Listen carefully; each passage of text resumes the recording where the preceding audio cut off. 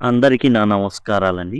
ఇప్పుడు మనం leaves from the mental portfolio of an Eurasian దీనికి సంబంధించిన నోట్స్ అనేది మనం చూస్తున్నాం. Leaves from the mental portfolio of an Eurasian. Leaves అంటే ఇక్కడ కొన్ని పేజీలని అర్థం చేసుకోవాలి. మెంటల్ పోర్ట్ఫోలియో అంటే ఒక పుస్తకం.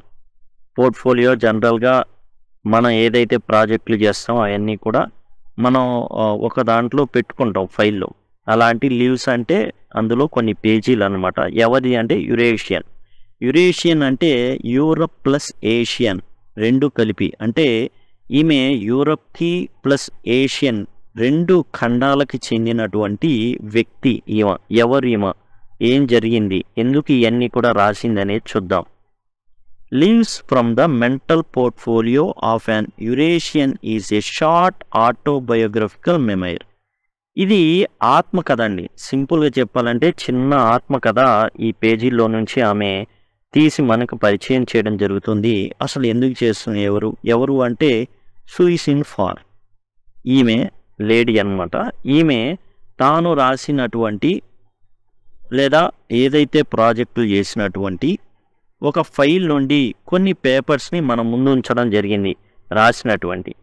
It is the pen name of ఈ సూయిసిన్ ఫార్ అని ఎవరైతే ఇది పెన్ నేమ్ అనమాట, కలం పేరు. చైనీస్, ఈమె Chinese, British, Canadian, American writer Edith Maude Eaton. అసలు పేరు ఎడిత్ మోడ్ ఈటన్. ఈ పేరు అయితే ఈ పేరుతో పెట్టి రాస్తే ఎవరు కూడా బహుశా చదవరు, లేదా ఇన్కాగ్నిటో ఎవరికి తెలియకుండా ఉండడానికి సూయిసిన్ ఫార్ అనేటటువంటి కలం పేరుతో ఈమె రాస్తుంది. ఈమె యాక్చువల్గా చైనాకి చెందినటువంటి తల్లికి, ఐరోపాకి చెందినటువంటి అబ్బాయికి పుట్టినటువంటి వ్యక్తి, ఒక మహిళ ఎడిత్ మోడ్ ఈటన్. అంటే తండ్రి ఏమో ఐరోపా ఖండానికి చెందినవాడు, తల్లి ఏమో ఆసియా ఖండమైనటువంటి చైనా దేశానికి సంబంధించినటువంటి యువతి. అయితే తర్వాత ఈమె ఐరోపా నుంచి కెనడాకి, తర్వాత అమెరికన్, ఈ విధంగా మారడం అనేది ప్లేస్లో మనం చూస్తాం. చైనీస్, బ్రిటిష్, కెనడియన్, అమెరికన్ ఇన్ని ఖండాలు అనేవి ఈమె తిరగడం జరిగింది. ఆ రైటర్గా మనకి ఇవ్వడం అయితే జరిగింది. It was published in 1909. ఇక్కడ ఏదైతే పేర్కొన్నారో leaves from the mental portfolio of an Eurasia అనేటటువంటి ఆత్మకథ 1909లో ప్రచురించడం అయితే జరిగింది. The account describes Far's experience with racism. దేనికి సంబంధించి అంటే జాతి వివక్షకి సంబంధించినటువంటి దాని మీద ఆమె ఏమేమి ఎదుర్కొన్నదో, కెనడాకి వెళ్ళినప్పుడు ఎలా ఎదుర్కొంది, ఐరోపా దేశంలో ఎలా ఎదుర్కొంది, అమెరికాలో ఎలా ఎదుర్కొంది, వీటన్నిటి మీద. Multi racial white and Chinese American women in America. ఈమె పోలికలు చూస్తే చైనాకి అండ్ ఐరోపాకి సంబంధించినటువంటి పోలికలు ఉంటూ ఉంటాయి. అయితే ఈమె ఎలాంటి వివక్ష ఎదుర్కొంది తన జీవితంలో అని చెప్పేటటువంటి ఆత్మకథే ఇది.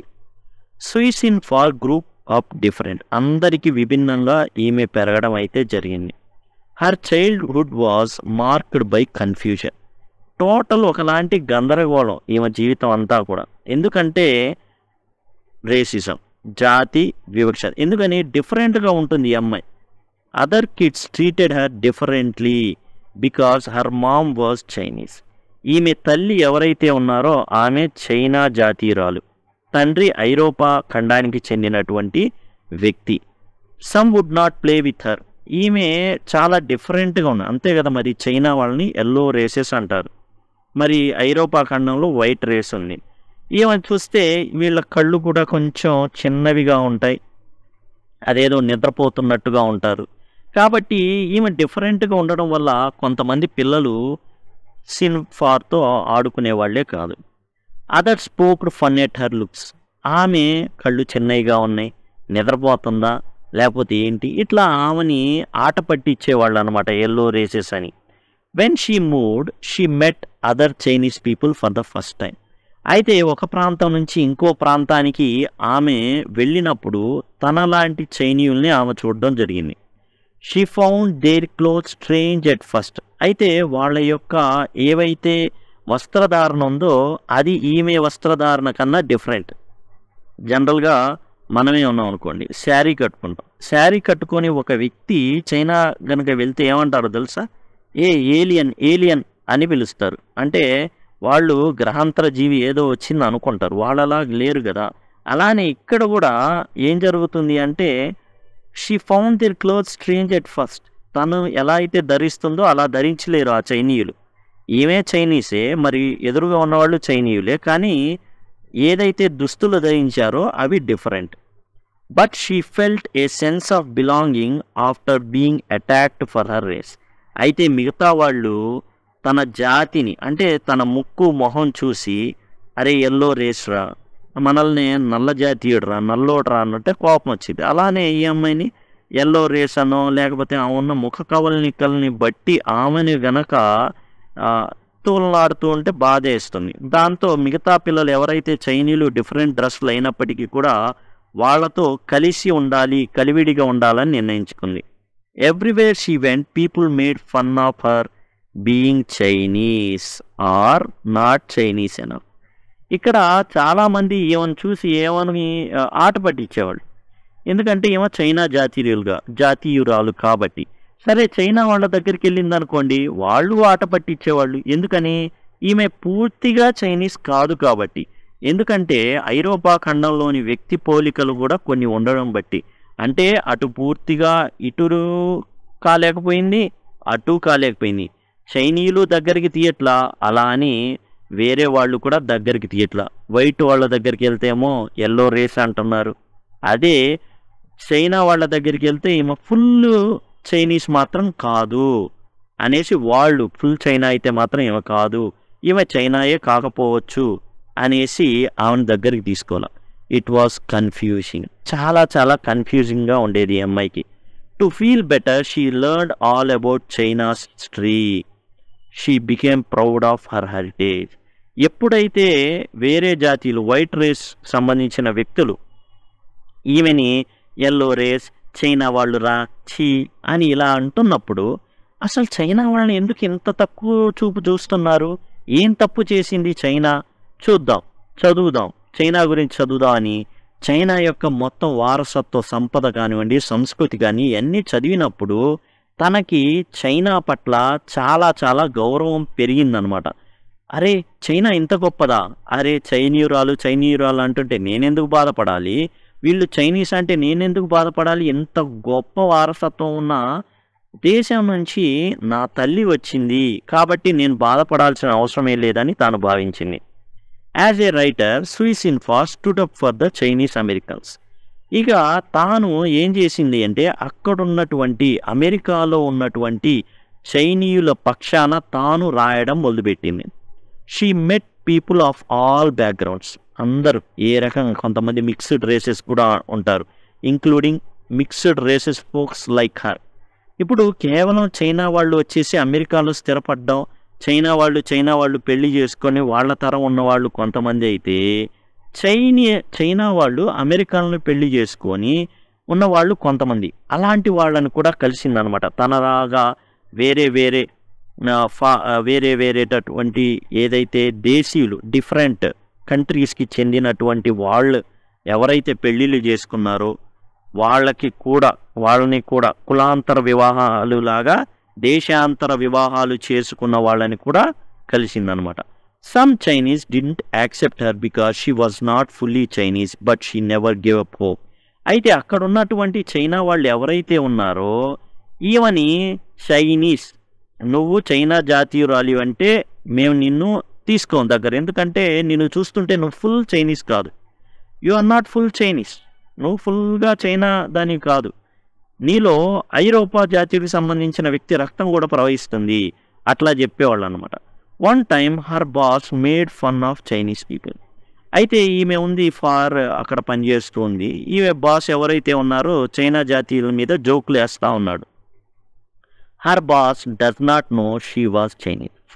ఒక చైనా జాతీయురాలనే సంగతి అతనికి తెలియదు, ఎందుకంటే ఆమె యొక్క ముఖ కవలికల్లో, ఆమె యొక్క తీరులో అండ్ ఫాదర్ యొక్క లక్షణాలు కూడా ఐరోపా చెందిన లక్షణాలు కూడా ఉన్నాయి కాబట్టి ఈమె చైనా జాతీయురాలు కాదేమో అనుకొని జోక్స్ చేయడం మొదలుపెట్టాడు చైనా మీద.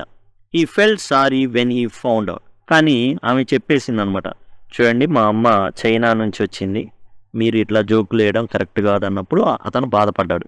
But some people could not accept her. అయితే కొంతమంది ఈమెని యాక్సెప్ట్ చేయలేకపోతున్నారు. ఈవెన్ ఇన్ చైనా టౌన్, అమెరికాలో చైనా టౌన్ అనేది ఉంటుంది. ఆ చైనా టౌన్లో అందరూ చైనానే.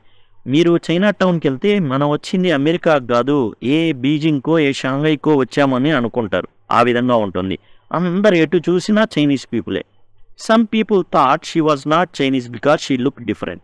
కొంతమంది ఏమనుకున్నారంటే ఈమె అసలు చైనీసే కాదు, ఎందుకని డిఫరెంట్గా ఉంది. It took time but she found acceptance there too. చివరికి అక్కడ కూడా ఆమెకి యాక్సెప్టెన్స్ అనేది దొరికింది. అంటే చివరికి ఒప్పుకున్నారు, ఎస్ షీఈ్ ఆల్సో చైనీస్ అనేసి ఒప్పుకున్నారు. Sui Sin Far heard stories from other mixed race women. అయితే ఈ విధంగా దేశాంతర జాత్యంతర వివాహాలు ఎవరైతే చేసుకున్నారో, కులాంతర వివాహాల్లాగా అలాంటి అమ్మాయిలు చూసుకుని వాళ్ళ యొక్క కథల్ని వినడం మొదలుపెట్టింది. Some struggle to find love because of their heritage. కొంతమందికి పెళ్ళిళ్ళు అవ్వడం చాలా కష్టమైంది, కారణం వాళ్ళ యొక్క జాత్యాంతర వివాహాల వల్ల. For share stories about 2 Chinese American women. అలా చైనా అమ్మాయి లేదా చైనా అబ్బాయి లేదా చైనా అమ్మాయి అమెరికన్ అబ్బాయి పెళ్ళిళ్ళు చేసుకుంటే పుట్టినటువంటి వ్యక్తులు ఉంటారు కదా, వాళ్ళకి వచ్చినటువంటి ప్రాబ్లమ్స్ని ఈమె గమనించిందనమాట. అవి మన ముందు ఉంచుతుంది. One kept her ethnicity secret from her husband. అమ్మాయి ఎవరైతే ఉన్నారో, చైనా అమ్మాయి అమెరికా అబ్బాయి పెళ్లి చేసుకున్నారు. అయితే వాళ్ళకు పుట్టినటువంటి అమ్మాయి ఇప్పుడు పెళ్ళిడికి వచ్చింది. ఆమె ఏం చేసింది, తన యొక్క ఏదైతే జాతికి సంబంధించిన రహస్యాన్ని తన భర్త నుంచి దూరంగా ఉంచింది, అంటే చెప్పలా. But was accepted when she revealed it. కానీ తర్వాత పెళ్ళైన తర్వాత మా అమ్మగారు ఇలా చైనీస్ అండి, మా నాన్నగారు ఇట్లా అమెరికను అని చెప్పినట్టు, నో ప్రాబ్లం, ఏముంది పెద్ద విషయం దాంట్లో అనేసి ఒక వ్యక్తి అయితే అంటే భార్య చెప్పినప్పుడు భర్త, అమెరికన్ భర్త ఏం చేశాయి, దీంట్లో ఏముందిలే నో ప్రాబ్లం అని చెప్పాడు. The other woman married A man she did not like much. ఇంకో అమ్మాయి అసలు తనకు నచ్చనటువంటి అమెరికన్ని పెళ్లి చేసుకోవాల్సి వచ్చింది, వేరే గత్యంతరం లేక. ఎందుకంటే చైనీస్ అంటే చాలు అంతగా పెద్దగా ఆశ్రయించుకుంటారు, you are from inferior race, మాకన్నా ఎల్లో రేస్ అనేవాళ్ళు చైనా అంటే చాలా చిన్నది, మేము చాలా గొప్పవాళ్ళం అని వైట్ భావిస్తూ ఉంటారు. He later ask her to pretend to be Japanese. అతను ఏం చెప్పాడంటే, హే నువ్వేం చెప్తావు అంటే, ఎవరైనా కానీ నిన్ను అడిగారనుకో ఏంటి మీరు ఎక్కడి నుంచి వచ్చారు అనేసి, ఏం చెప్తావు అంటే మీ మదర్ జపనీస్ అని చెప్పు, మీ మూలాలన్నీ కూడా జపాన్కి సంబంధించినవి అని చెప్పని అతను ఆమెతో చెప్పడం అయితే జరిగింది. It cause her to leave him. దాంతో ఈ అమ్మాయి ఏం చేసింది, అసలుకే నచ్చలాయుడు కానీ తప్పక పెళ్లి చేసుకుంది. పైగా నువ్వు చైనాకు సంబంధించిన దానివి కాదు, మీ మదర్ జపనీస్ అండ్ మీ మూలాలన్నీ జపాన్లో ఉన్నాయని చెప్పమంటున్నాడు. దీంతో ఆమెకు నచ్చక ఏం చేసిందంటే ఆమె వదిలేసింది అనమాట. In the end Sui Sin Far stay true to herself. తనకు తాను ఎప్పుడు కూడా ఎప్పుడు కూడా అబద్ధం చెప్పుకోవాలి తనకు తాను. She wrote stories that were honest not fake. తాను ఏం చేసిందంటే, ఇప్పుడు చైనీయుల మధ్యలో అమెరికాలో ఉంటుంది, అంత మాత్రాన చైనాకి సపోర్ట్గా రాయడమో లేదా అమెరికాలో ఉంటుంది కాబట్టి అమెరికాకి సపోర్ట్గా రాయడమో ఈ విధంగా సూయిసిన్ ఫార్ అయితే చేయాల. తాను ఏదైతే చూసిందో ఏదైతే కరెక్టో దాన్నే రాయడం మొదలుపెట్టింది. She embraced both her Chinese and American sides. తాను ఇటు చైనాకి ఇటు అమెరికాకి రెండిటికి కూడా ఏముందంటే కౌగిలించుకుంది. అంటే తాను న్యాయానికి ఏదైతే నిబద్ధతగా ఉండాలో ఆ విధంగానే ఉంది. తాను చైనీస్ జాతీయురాలు కాబట్టి వాళ్ళకి సపోర్ట్గా అచ్చంగా ఆ విధంగా రాయలేదు. అలా అని అమెరికాలో ఉంటుంది కాబట్టి అమెరికన్స్కే ఫుల్ సపోర్ట్గా ఉండి ఆమె రాయలేదు. ఆమె కూడా జాతి వివక్షతని ఎదుర్కొని తాను నిలబడి ఇంకొన్ని జీవితాలని నిలబడేటట్టు చేయాలని కోరికతో తానైతే తన ఆత్మకథనైతే సూయిసిన్ ఫార్ రాయడం అయితే జరిగింది. ఇదండి. Thank you. Thanks a lot.